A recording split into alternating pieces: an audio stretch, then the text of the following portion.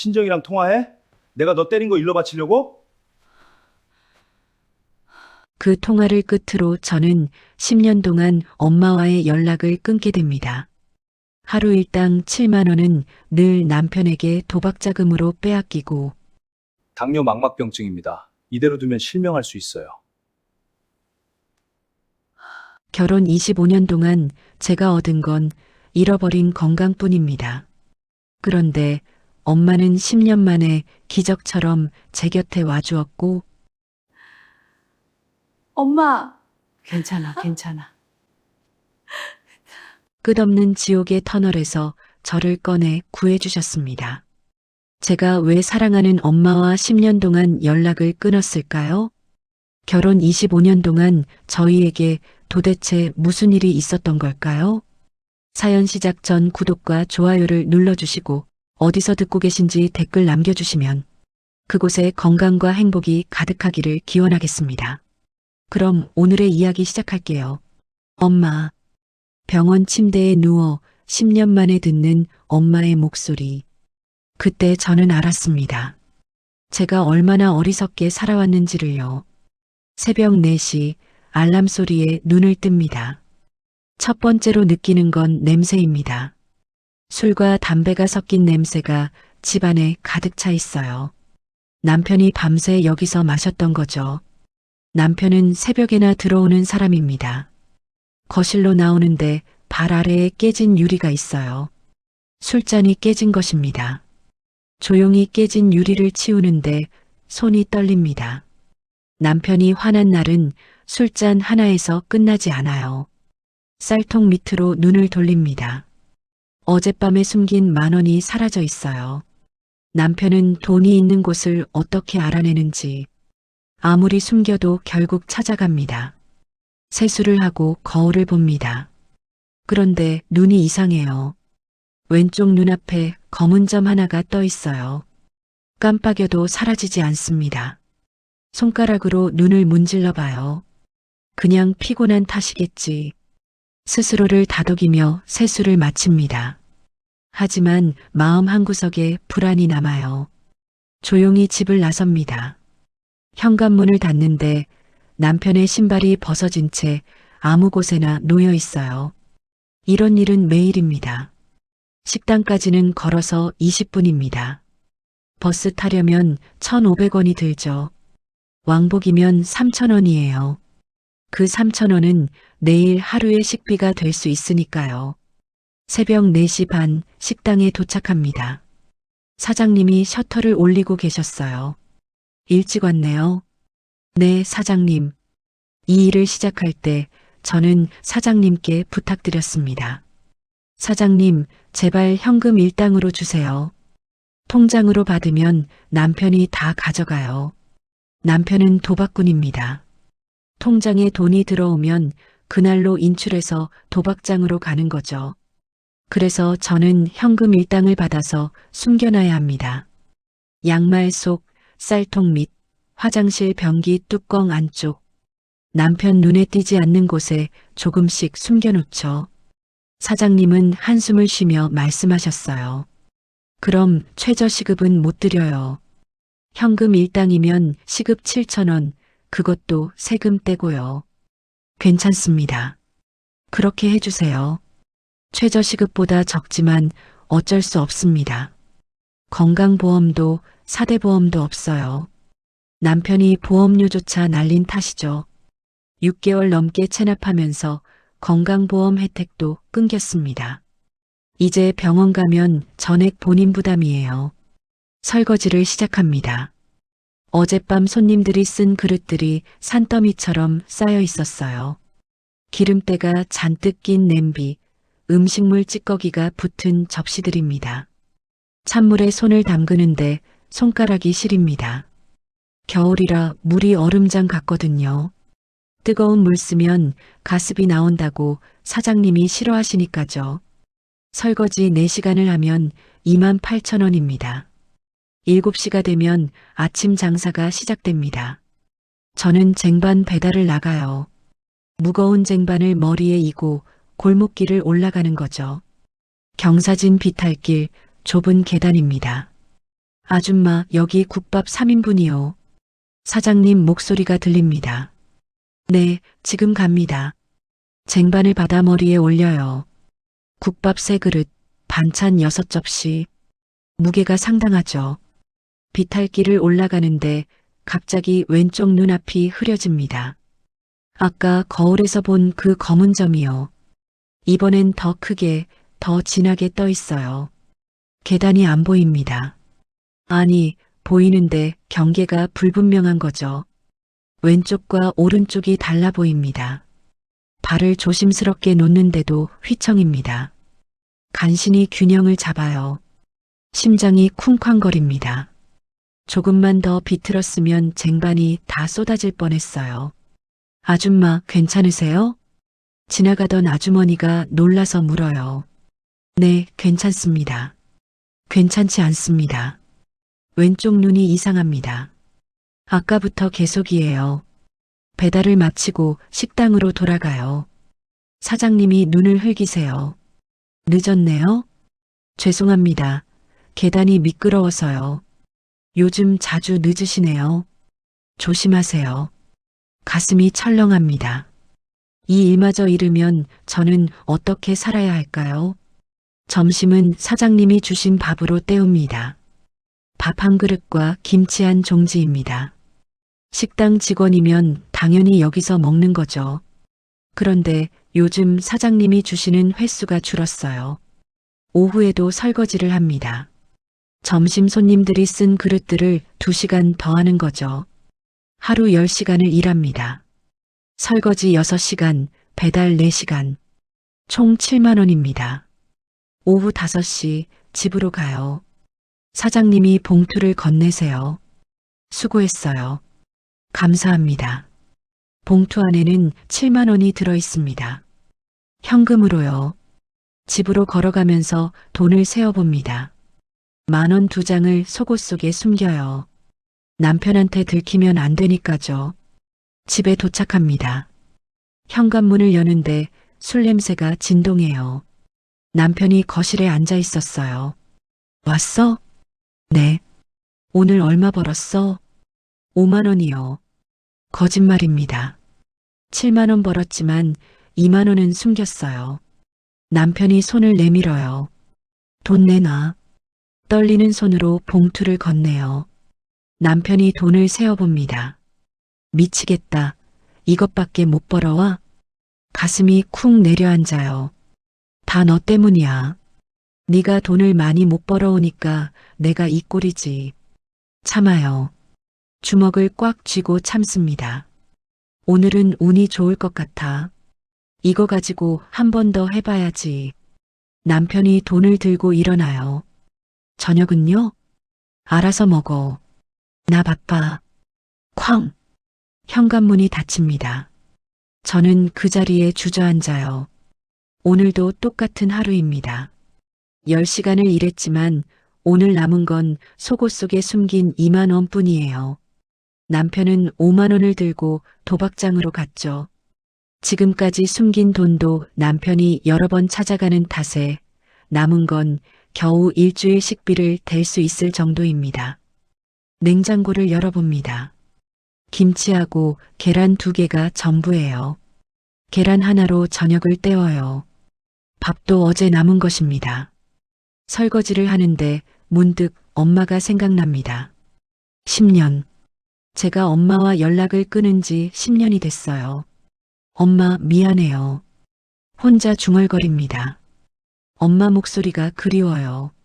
엄마 손길이 그리워요. 하지만 전화는 할 수 없습니다. 엄마 목소리 들으면 저는 무너질 것 같아서요. 아무렇지 않은 척할 자신이 없습니다. 언젠가 잘 살게 되면요. 그때 가서 밀린 효도할 것입니다. 그렇게 스스로를 다독이며 또 하루를 버텨요. 창밖을 봅니다. 어느새 밤이 됐습니다. 다른 집들은 불이 환하게 켜져 있어요. 가족들이 함께 저녁을 먹고 텔레비전을 보고 웃고 떠드는 거죠. 하지만 우리 집은 어두웠습니다. 저 혼자예요. 남편은 새벽에나 들어올 것입니다. 그것도 돈을 다 잃고서요. 오늘도 맞을지 몰라요. 하지만 참아야 합니다. 이게 제 인생이니까죠. 결혼 25년 저는 이렇게 살아왔습니다. 눈을 감아요. 엄마 얼굴이 떠올라요. 10년 전 모습 그대로입니다. 엄마, 보고 싶어요. 눈물이 주르르 흘러내립니다. 하지만 울 수는 없어요. 울면 내일 눈이 부어서 일을 못하니까죠. 눈물을 닦고 잠자리에 들어요. 몸은 피곤합니다.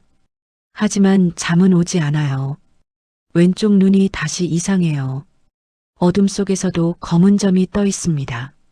아까부터 계속인데 엄마가 보고 싶어요. 정말 보고 싶어요. 하지만 전화는 할 수 없습니다.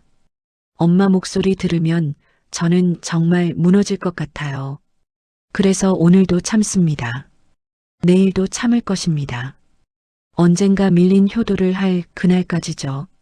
10년 전으로 돌아갑니다. 결혼 15년 차, 그때부터 남편이 심각하게 달라졌습니다. 도박이 시작된 것도 그때였고 폭언의 폭력까지 더해졌습니다. 엄마와의 통화도 점점 힘들어졌습니다. 정희야, 너 목소리가 이상해. 무슨 일 있니? 아니에요, 엄마. 진짜 괜찮아요. 아니야, 엄마가 들으면 알아. 너 지금 힘들지? 괜찮아요. 그냥 요새 일이 좀 많아서 피곤한 것뿐이에요. 하지만 엄마는 속지 않으셨습니다. 통화할 때마다 물으셨고 저는 점점 더 거짓말하기 힘들어졌습니다. 어느 날 저녁 엄마와 통화하던 중이었습니다. 정희야, 엄마가 다음 주에 갈게. 네 얼굴 좀 봐야겠어. 아니에요, 엄마. 오시면 안 돼요. 저 정말 괜찮아요. 괜찮은 게 아니잖아. 목소리만 들어도 알아. 그때 남편이 문을 열고 들어왔습니다. 술 냄새가 진동했습니다. 또 친정이랑 통화해? 저는 재빨리 말했습니다. 엄마, 나중에 다시 전화할게요. 그리고 전화를 끊으려는 그 순간. 정희야? 정희야? 엄마 목소리가 커졌습니다. 남편이 제 손에서 휴대폰을 낚아챘습니다. 내가 너 때리는 거 일러 바치려고? 아니에요. 그런 거 아니에요. 정희야, 거기 무슨 일이야? 엄마 목소리가 휴대폰에서 들렸습니다.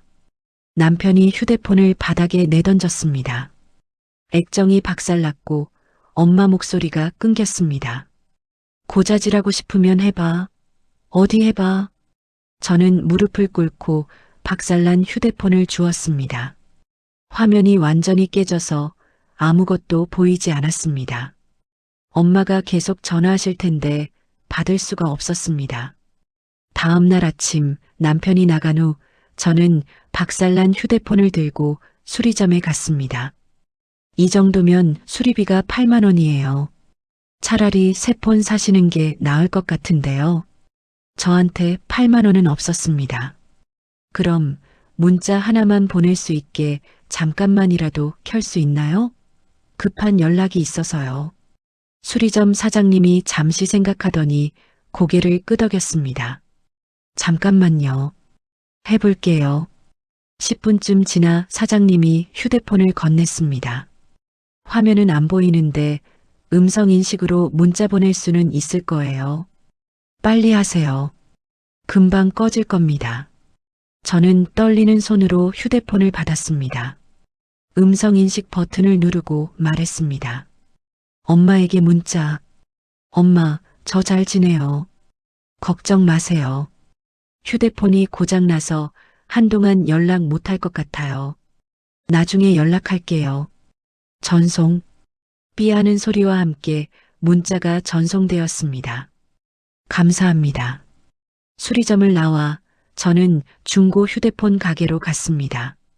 15,000원짜리 중고폰을 샀습니다. 번호 그대로 쓰실 거예요? 판매원이 물었습니다. 저는 고개를 저었습니다. 아니요. 새 번호로 주세요. 일부러였습니다. 엄마한테 더 이상 거짓말할 수 없었으니까요. 엄마 목소리 들으면 저는 무너질 것 같았으니까요. 그래서 억지로 슬픈 결심을 했습니다. 새 번호를 엄마한테 알리지 않기로요. 박살난 휴대폰은 쓰레기통에 버렸습니다.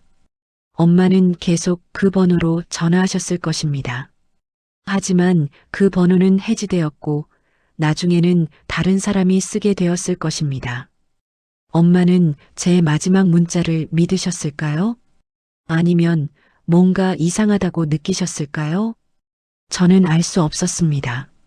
그냥 조용히 10년을 살았습니다. 엄마 없이요. 언젠가 잘 살게 되면 그때 가서 밀린 효도할게요. 하지만 10년이 지나도록 사정은 나아지지 않았습니다. 오히려 더 나빠졌습니다. 남편의 도박은 더 심해졌고 저는 더 많이 일해야 했습니다. 식당 설거지, 음식 배달, 식당 청소. 하루 10시간씩 일해도 7만 원. 그마저도 남편이 찾아내면 빼앗겼습니다. 10년이 흘렀습니다. 결혼 25년 차. 저는 50대 중반이 되었고 몸은 너덜너덜해졌습니다. 무릎은 계단 오를 때마다 아팠고 허리는 쟁반 이고 다닐 때마다 끊어질 것 같았습니다. 그리고 요즘은 눈이 이상합니다. 왼쪽 눈이 자꾸 침침하고 가끔 검은 점이 떠다니는 것 같습니다. 나이 탓이겠지. 그렇게 생각하며 또 하루를 버팁니다. 엄마 생각을 하며요. 엄마 미안해요. 혼자 중얼거립니다. 하지만 전화는 할 수 없습니다. 10년 동안 연락 끊고 살다가 이제 와서 무슨 낯짝으로 전화하겠습니까? 그렇게 또 하루가 지나갑니다. 아침에 눈을 뜨면 왼쪽 눈이 점점 더 침침해지고 있습니다. 아침에 눈을 떴을 때 왼쪽 눈이 완전히 안 보였습니다. 어제까지만 해도 침침한 정도였는데 오늘은 시야 절반이 사라졌던 것입니다. 저는 손으로 눈을 비비고 깜빡거렸지만 소용없었습니다. 남편은 이미 나가고 없었고 집안은 어제보다 더 심한 술 냄새가 남아 있었습니다. 냉장고 문을 열었지만 역시나 비어 있었습니다. 배달을 나가야 했습니다. 오늘 일당 7만 원이 없으면 이번 주를 버틸 수 없어요. 저는 가방을 메고 집을 나섰습니다. 왼쪽 눈이 안 보여도 오른쪽 눈으로는 볼 수 있었으니까요. 첫 번째 배달은 무사히 끝났습니다. 두 번째 배달도요. 하지만 세 번째 배달지로 가는 길에 계단을 올라가다가 문제가 생겼습니다. 왼쪽 시야가 없으니 거리 감각이 이상했던 것입니다. 발을 헛디뎠고 무릎이 계단 모서리에 부딪혔습니다. 쟁반이 흔들렸고 국물이 쏟아질 뻔했습니다. 소리가 저절로 나왔지만 참았습니다. 배달 물건을 떨어뜨리면 변상해야 했으니까요. 저는 무릎을 짚고 일어나 배달을 완료했습니다. 네 번째 배달지는 4층 건물이었고 엘리베이터가 없었습니다. 계단을 올라가는데 왼쪽 눈이 또 깜빡거렸습니다. 이번에는 깜빡거림과 함께 어지러움이 왔습니다. 계단 난간을 붙잡고 멈췄지만 머릿속이 빙빙 도는 느낌이 사라지지 않았던 것입니다. 괜찮아, 괜찮아. 혼잣말을 하며 한 계단 한 계단 올라갔고 겨우 4층에 도착했습니다. 배달을 끝내고 내려오는데 3층 계단 중간에서였습니다. 왼쪽 눈 시야가 완전히 꺼졌고 균형이 무너졌습니다. 쟁반이 기울었고 국그릇이 굴러떨어졌습니다. 으악! 계단을 잡으려 했지만 몸이 앞으로 쏠렸습니다. 간신히 난간을 붙잡고 멈췄지만 쟁반은 이미 계단 아래로 떨어진 후였습니다. 국물이 계단에 쏟아졌고 그릇이 깨졌습니다. 저는 떨리는 손으로 계단을 내려가 깨진 그릇을 주웠습니다. 어떻게 변상해야 합니다.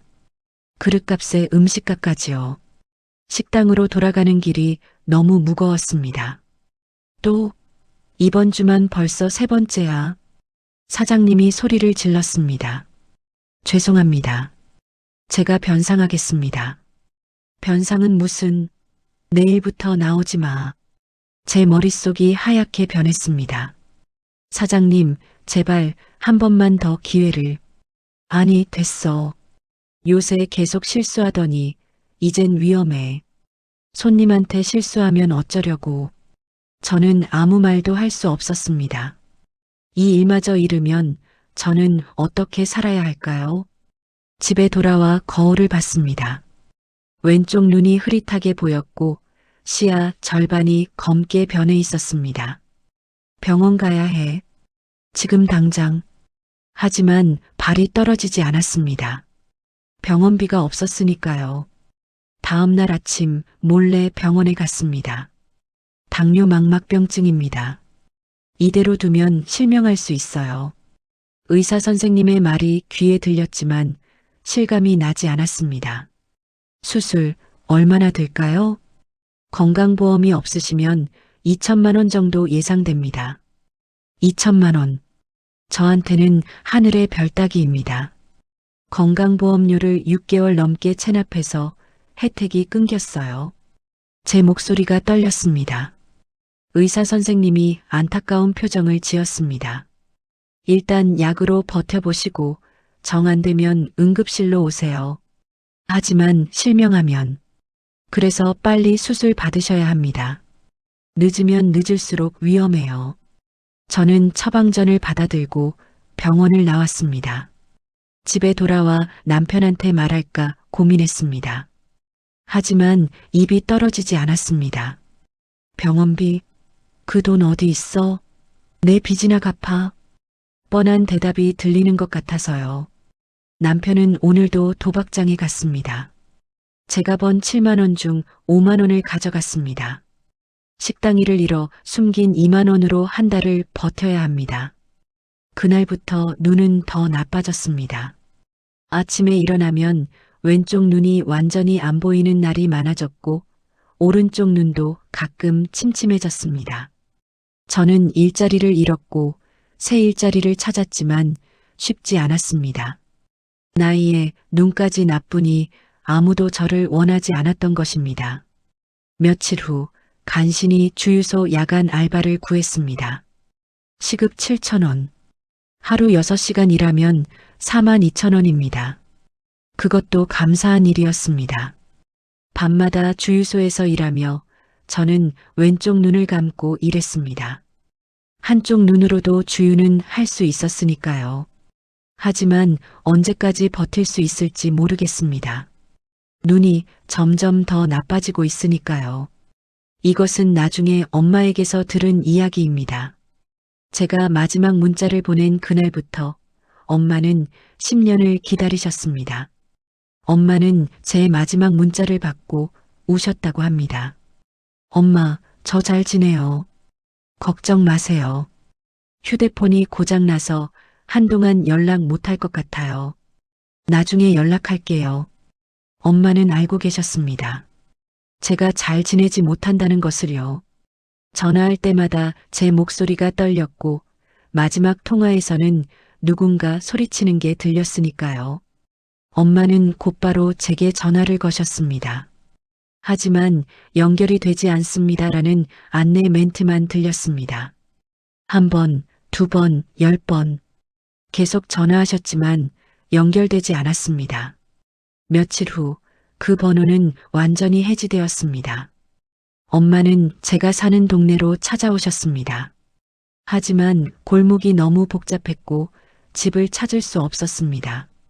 10년 전 한 번 오셨을 때도 제가 마중 나가서 안내했었는데 혼자서는 찾을 수가 없었던 것입니다. 이웃들에게 물어봤지만 아무도 저를 몰랐습니다. 엄마는 동네를 하루 종일 헤맸습니다. 혹시 제가 지나갈까 싶어서요. 하지만 저는 나타나지 않았습니다. 그렇게 일주일을 헤맸지만 결국 만나지 못하셨습니다. 경찰서에도 찾아가셨습니다. 딸을 찾아주세요. 경찰이 주민등록 주소를 확인해 줬습니다. 하지만 그 주소는 제가 이미 떠난 곳이었습니다. 새 주소는 개인정보라 알려드릴 수 없습니다. 엄마는 할 수 있는 게 아무것도 없었습니다. 그렇게 1년이 지났습니다. 엄마는 시골에서 혼자 사셨습니다. 작은 땅을 일구며 하루하루를 버티셨습니다. 돈이 없었습니다. 저를 찾으려 해도 사설 탐정을 고용할 돈이 없었던 것입니다. 내가 돈이 없어서, 내가 못난 엄마라서. 엄마는 밤마다 우셨다고 합니다. 그리고 제 사진을 보며 기도하셨습니다. 제발 우리 정이 무사하게 해주세요. 5년이 지났습니다. 엄마는 늙어가셨습니다. 허리가 아팠고 무릎도 아팠습니다. 하지만 밭일을 멈출 수 없었습니다. 먹고 살아야 했으니까요. 그리고 언젠가 저를 찾아야 했으니까요. 돈만 있으면 정의를 찾을 수 있을 텐데. 엄마는 그렇게 생각하며 또 하루를 버티셨습니다. 8년째 되던 해 소식이 들려왔습니다. 마을에 개발 계획이 있다는 것입니다. 보상금이 나올 거래요. 이웃이 말했습니다. 엄마는 가슴이 두근거리셨다고 합니다. 정의를 찾을 수 있겠구나. 하지만 확정된 건 아니었습니다. 엄마는 기다리셨습니다. 9년째, 10년째.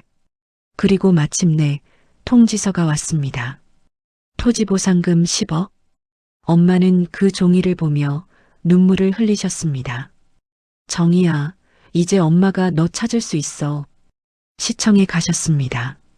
계약서에 도장을 찍으셨습니다. 한 달 후 10억이 통장에 입금되었습니다. 엄마는 그날 밤 잠을 이루실 수 없었습니다. 내일 당장 정의를 찾으러 가야지. 하지만 막막하셨습니다. 전화번호도 모르고 주소도 정확히 모릅니다. 10년 전 동네는 기억나지만 골목이 너무 복잡해서 혼자서는 찾을 수 없었던 것입니다. 다음 날 엄마는 사설탐정 사무소를 찾아가셨습니다. 딸을 찾아주세요. 정보가 너무 부족합니다. 이름과 생년월일만으로는 힘듭니다. 제발이요. 돈은 얼마든지 드릴게요. 탐정은 한참을 생각하더니 고개를 끄덕였습니다. 해보겠습니다. 하지만 시간이 걸릴 겁니다. 한 달이 지났습니다. 탐정에게서 연락이 왔습니다. 주민등록상 주소는 찾았는데 그 집에 가보니 다른 사람이 살고 있더군요. 이사 간 지 오래됐다고 합니다. 새 주소는 못 찾았습니다. 엄마는 또 막막해지셨습니다. 2달째, 3달째. 탐정은 계속 수소문했지만 소식이 없었습니다. 엄마는 매일 제 사진을 보며 기도하셨습니다. 제발 우리 정희 만나게 해주세요. 그리고 여름이 왔습니다. 그 여름 저에게도 시련이 찾아왔습니다. 주유소 일도 오래가지 못했습니다. 한쪽 눈으로는 주유 노즐을 정확히 꽂을 수 없었고 밤마다 실수가 잦아졌습니다. 일주일 만에 해고당했습니다. 다시 일자리를 찾아 헤맸습니다. 그리고 간신히 다른 식당에서 배달 일을 구했습니다. 예전보다 조건이 더 나빴습니다. 시급 6,000원, 하루 5시간. 그래도 감사했습니다. 한여름 폭염이 시작되었습니다. 기온이 35도를 넘는 날이었습니다. 쟁반을 머리에 이고 비탈길을 올랐습니다. 땀이 눈으로 흘러들어왔고 왼쪽 눈이 따가웠습니다. 오른쪽 눈도 가끔 흐려졌습니다. 조금만 더. 발걸음을 옮기는데 눈앞이 흐릿해졌습니다. 검은 점들이 떠다니고 길이 물결치듯 흔들렸습니다. 어지러웠습니다. 머리가 핑 돌았습니다. 쿵. 무릎이 꺾이며 땅에 쓰러졌습니다. 쟁반이 굴러떨어지는 소리가 들렸습니다. 의식이 희미해졌습니다. 누군가 소리치는 게 들렸습니다. 아줌마, 괜찮으세요? 누가 좀 도와주세요.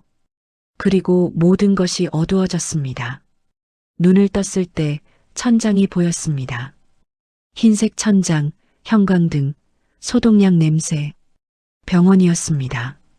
정신 차리셨네요. 다행이에요. 간호사가 다가왔습니다. 보호자분 연락처 알려주세요. 남편이요. 떨리는 목소리로 번호를 댔습니다. 간호사가 전화를 걸었습니다. 하지만 연결이 되지 않았습니다. 다시 걸었습니다. 또 안 받았습니다. 1시간이 지났습니다. 남편은 오지 않았습니다. 도박장에서 전화를 받지 않는 것입니다. 보호자가 안 계시네요. 간호사가 안타까운 표정을 지었습니다. 잠시 후 병원 소속 사회복지사가 왔습니다. 주민센터 통해서 가족분 찾아보겠습니다. 1시간쯤 지났을 때였습니다. 어머님 연락처 찾았습니다. 제 심장이 멎는 것 같았습니다. 어머니요? 네, 어머니가 계시는데 왜 말씀 안 하셨어요? 연락드려도 될까요? 저는 대답할 수 없었습니다. 10년 만입니다. 10년 만에 엄마와 연락이 닿는다는 것이 환자분? 사회복지사가 다시 물었습니다. 저는 천천히 고개를 끄덕였습니다. 사회복지사가 전화를 걸었습니다. 여보세요. 혹시 김정희 씨 어머님이신가요? 침묵. 따님이 병원에 계십니다. 급히 오시는 게 좋을 것 같습니다. 수화기 너머로 엄마 목소리가 들렸습니다. 정희가요? 우리 정희가 어떻게 됐어요? 10년 만에 듣는 엄마 목소리였습니다. 저는 그 자리에서 눈물을 흘렸습니다. 소리 없이요. 병실 문이 열렸습니다. 우리 딸, 내 딸아. 10년 만에 듣는 엄마 목소리. 엄마. 저는 눈물이 쏟아졌습니다. 하지만 얼굴이 잘 안 보였습니다. 시력이 거의 없으니까요. 엄마, 정말 엄마세요? 얼굴이 잘 안 보여요. 엄마가 제 손을 꽉 잡았습니다. 그래, 엄마야. 이제 괜찮아. 엄마가 여기 있으니까. 엄마 손이 떨렸습니다. 저도 떨렸습니다. 10년 만입니다. 10년 만에 만난 엄마. 엄마, 미안해요. 제가 너무... 아니야, 괜찮아. 이제 다 괜찮을 거야. 잠시 후 의사 선생님이 들어왔습니다. 보호자분이시죠? 네, 제가 엄마예요. 의사가 설명했습니다. 과로와 영양실조, 그리고 당뇨 합병증으로 쓰러지셨습니다. 지금 실명 직전입니다. 하지만 일단 몸부터 회복하셔야 수술이 가능합니다. 엄마가 물었습니다. 수술비는 얼마나 되나요? 건강보험이 없으시면 2천만 원 정도입니다. 알겠습니다. 제가 내겠습니다. 엄마, 그 큰 돈을. 괜찮아. 엄마한테 돈 생겼어. 입원 3일째. 몸이 많이 회복되었습니다. 링거를 맞고 제대로 된 음식을 먹으니 기력이 돌아왔습니다. 엄마는 하루 종일 제 곁에 있었습니다. 그날 오후 엄마가 병원비를 내러 갔습니다. 3일치 입원비와 검사비로 600만 원이었습니다. 엄마는 계산대 앞에서 현금을 꺼냈습니다. 600만 원. 뭉텅이로 쌓인 5만 원권 지폐. 그때였습니다. 복도 끝에서 누군가 지켜보고 있었습니다. 남편이었습니다. 남편은 계산대를 응시했습니다. 현금 600만 원을. 그리고 천천히 병실 쪽으로 걸어왔습니다. 남편의 눈빛이 달라져 있었습니다. 큰 돈을 본 눈빛이었습니다. 퇴원하는 날이었습니다. 일주일 동안 입원하며 몸이 많이 회복되었습니다. 엄마가 저를 부축해 병원 밖으로 나왔습니다. 집으로 가자. 엄마가 말했습니다. 저는 고개를 끄덕였습니다. 허름한 주택 골목을 걸었습니다. 10년 만에 함께 걷는 길이었습니다. 엄마가 제 손을 꽉 잡고 있었고 저는 왼쪽 눈이 거의 안 보여서 조심조심 걸었습니다. 골목 모퉁이를 돌 때였습니다. 이웃 아줌마를 만났습니다. 어머, 입원하셨다면서요? 괜찮으세요? 엄마가 인사했습니다. 안녕하세요. 저 정희 엄마예요. 이웃 아줌마 표정이 굳어졌습니다. 어머니, 혹시 시간 되시면 할 말씀이 있는데요. 네, 말씀하세요. 이웃이 떨리는 목소리로 말했습니다. 그 남자가 매일 때리고 욕했어요. 밤마다 소리 지르고 물건 던지고 저는 이웃 아줌마를 말렸습니다. 괜찮아요, 그만. 하지만 이웃은 계속 말했습니다. 저도 신고하고 싶었는데 괜히 부부 일에 나섰다가 저한테 해코지 할까 봐요. 미안해요. 그동안 못 도와드려서. 엄마가 그 자리에 굳어섰습니다. 얼굴이 하얗게 질렸습니다. 우리 딸이 그렇게. 엄마 목소리가 떨렸습니다. 이웃이 계속 말했습니다. 1년 전엔 계단에서 밀쳐서 넘어진 적도 있어요. 겨울엔 외투도 없이 쫓겨난 적도 있고요. 새벽에 골목에서 떨고 계시더라고요. 그래도 따님은 한 번도 울지 않더라고요. 그냥 묵묵히 견디시더라고요. 엄마가 한참을 서 있었습니다. 숨소리가 거칠어졌습니다. 녹음도 했어요. 이웃이 휴대폰을 꺼냈습니다. 너무 시끄러워서요. 혹시 필요하실까 싶어서 지우지 않았어요. 엄마가 휴대폰을 받아들었습니다. 재생 버튼을 눌렀습니다. 남편의 욕설이 흘러나왔습니다. 이 꼴 같지도 않은 년아. 돈도 제대로 못 벌어와. 나가 죽어버려. 무언가 부딪히는 소리. 제 비명소리. 엄마 손이 부들부들 떨렸습니다. 고맙습니다. 정말 고맙습니다. 엄마 목소리에 눈물이 섞였습니다. 이웃 아줌마가 말했습니다. 필요하시면 법정에서 증언할 수도 있어요. 그래 주시면 정말 감사하겠습니다. 엄마가 돌아섰습니다. 집에 가자. 짐 싸자. 이제야 엄마가 결심한 것입니다. 집 문을 열었습니다. 엄마는 처음 보는 제 집이었습니다. 곰팡이 핀 벽지, 깨진 가구, 더러운 이불, 부엌엔 설거지가 쌓여 있고 방엔 술병이 굴러다녔습니다. 엄마는 말없이 집안을 둘러봤습니다. 천천히요. 창문 틀은 깨져 있었고 벽지는 여기저기 찢어져 있었습니다. 천장에는 빗물 자국이 얼룩처럼 남아 있었습니다. 엄마가 부엌으로 갔습니다. 낡은 냄비, 깨진 그릇, 녹슨 수저. 냉장고를 열어봤습니다. 텅 비어 있었습니다. 엄마가 방으로 갔습니다.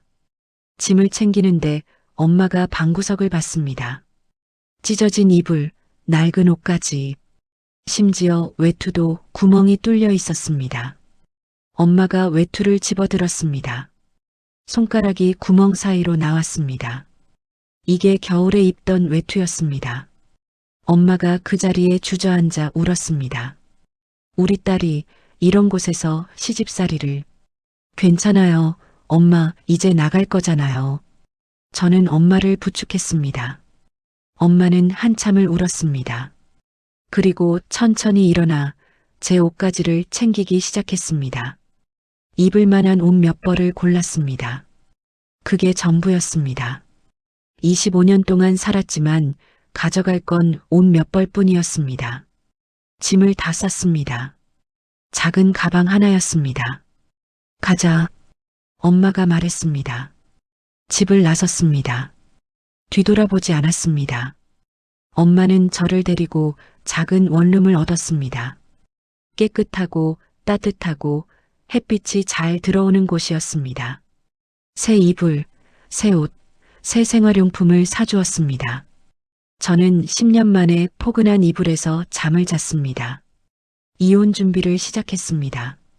엄마는 변호사를 선임했고 이웃의 증언과 녹음 파일, 병원 진단서를 준비했습니다.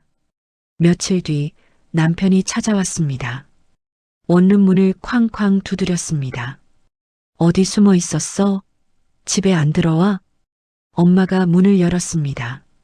남편과 마주섰습니다. 엄마가 봉투를 내밀었습니다. 이혼 소송 서류야. 남편 얼굴이 굳었습니다. 이웃분 증언하고 녹음 파일하고 병원 진단서에 폭행 흔적 다 나왔어. 남편이 비웃었습니다. 이혼? 좋아요. 근데 장모님, 돈 있으시죠? 제 빚 1억 원부터 갚아달라고요. 법적으로 부부잖아요. 대신 갚아주셔야죠. 엄마가 차갑게 말했습니다. 자네가 도박으로 만든 빚을 왜 내가 대신 갚아? 네가 25년 동안 우리 딸한테 한 짓 다 갚아야 할 거야. 남편이 코웃음 쳤습니다. 뭘 갚아요? 먹여 살린 게 죄예요? 먹여 살렸다고? 엄마가 서류를 펼쳤습니다. 정희가 25년 동안 번 돈 계산해 봤어. 일당 7만 원, 한 달 200만 원, 1년 2,400만 원. 25년이면 6억이야. 그 돈을 자네가 도박으로 다 날렸지. 남편이 할 말을 잃었습니다.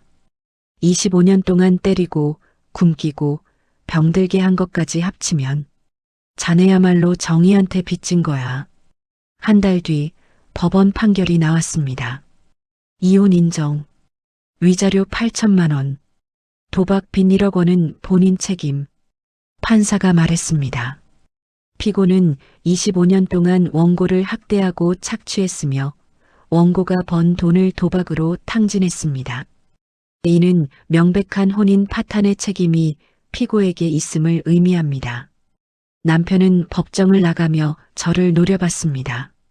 하지만 저는 더 이상 두렵지 않았습니다. 엄마가 옆에 있었으니까요. 이혼 후 석 달이 지났습니다. 몸이 많이 회복되었습니다. 엄마가 매일 영양가 있는 음식을 해주셨고 저는 규칙적으로 약을 먹었습니다. 체중도 늘었고 얼굴에도 혈색이 돌았습니다. 병원에 갔습니다. 이제 수술 가능합니다. 의사 선생님이 말했습니다. 엄마가 물었습니다. 수술비는 얼마나 되나요? 2천만 원 정도입니다. 알겠습니다. 제가 내겠습니다. 엄마, 너무 큰 돈인데. 괜찮아. 아무 걱정하지 마. 수술 날이 왔습니다. 수술실 앞에서 엄마가 제 손을 꽉 잡았습니다. 괜찮을 거야. 엄마가 여기서 기다릴게. 네, 엄마. 수술실로 들어갔습니다. 마취가 시작되고 의식이 흐려졌습니다. 눈을 떴을 때 천장이 보였습니다. 수술 성공했습니다. 의사 선생님의 목소리가 들렸습니다. 회복실에서 엄마가 기다리고 있었습니다. 잘했어, 잘했어. 엄마가 제 손을 잡으며 울었습니다. 일주일 동안 눈에 붕대를 감고 지냈습니다. 엄마는 하루도 빠짐없이 제 곁에 있었습니다. 밥을 먹여주고 약을 챙겨주고 손을 잡아주었습니다. 그리고 마침내 붕대를 푸는 날이 왔습니다. 천천히 떠보세요. 의사가 말했습니다. 제 손이 떨렸습니다. 엄마 손도 떨렸습니다.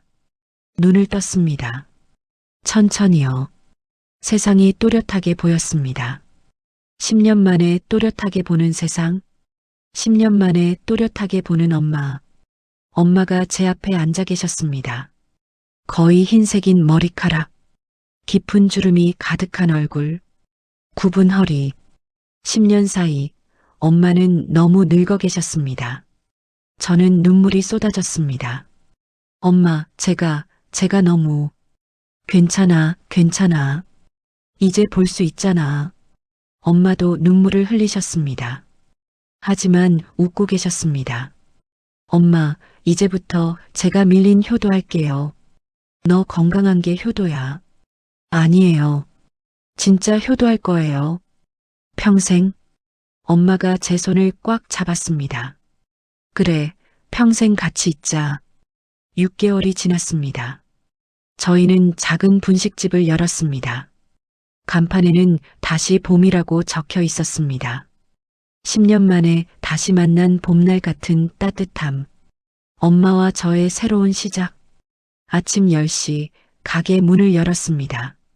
엄마는 주방에서 떡볶이를 볶고 저는 홀에서 손님을 맞이했습니다. 처음엔 손님이 적었지만 점점 늘어났습니다. 어머니, 떡볶이 너무 맛있어요. 손님이 말했습니다. 우리 딸이 만든 거예요. 엄마가 자랑스럽게 대답했습니다. 손님들이 웃으며 말했습니다. 모녀가 하시니까 정이 느껴져요. 어머니 두 분 보기 좋아요. 점심 장사가 끝나고 오후 2시 손님이 뜸한 시간이었습니다. 저는 엄마 옆에 앉았습니다. 엄마, 왜? 행복해요. 엄마가 제 손을 잡았습니다. 나도. 창밖으로 따뜻한 봄 햇살이 들어왔습니다. 벚꽃이 흩날리고 아이들이 웃으며 뛰어다녔습니다. 10년이 지났지만 늦은 건 아니었습니다. 이제 시작입니다. 엄마와 저의 진짜 인생이, 그리고 밀린 효도를. 저는 엄마를 바라봤습니다. 엄마도 저를 바라봤습니다. 우리는 말없이 웃었습니다. 다시 봄. 간판이 햇빛에 반짝였습니다. 정말로 봄이 왔습니다. 우리에게요. 오늘의 이야기 어떠셨나요? 오늘의 이야기가 당신의 마음에 작은 감동을 드렸다면, 앞으로도 당신의 여정에 감동 가득한 이야기들로 찾아뵐 수 있도록 구독과 좋아요를 눌러주세요. 그리고 오늘 이야기의 주인공을 위한 따뜻한 응원의 마음도 댓글로 부탁드려요. 당신의 건강과 행복을 기원합니다. 인형극장이었습니다.